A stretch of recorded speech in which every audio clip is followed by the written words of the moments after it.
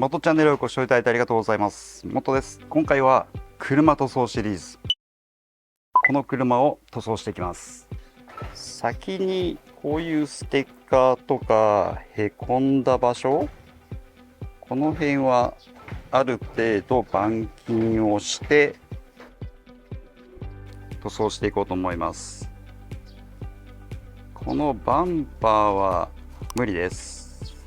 今回塗装するのはこのタカラトレオのなんだっけ、何色だっけ、なんとかブラウンとブラックです。僕の愛車のこのパジェロミニと同じカラーリングに近い感じでいこうかなと思います。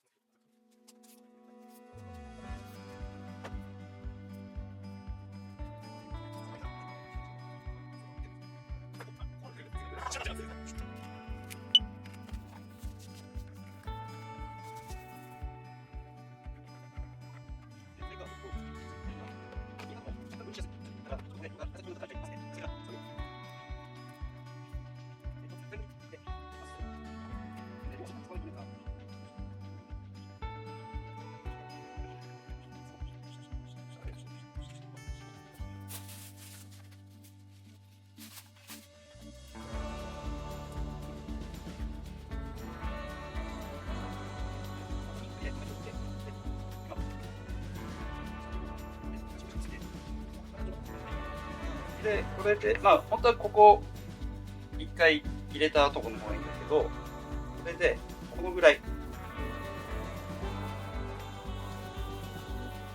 このぐらいの感じで、塗って、縦横です。あんまり大きいスパンを一気に塗るんではなくて、小さいスパンを塗っていく。どういうので、次はこっちみたいな。こんなぐらいの付け方が一番いい。ベタベタってつけない。繊細な塗りで。はい。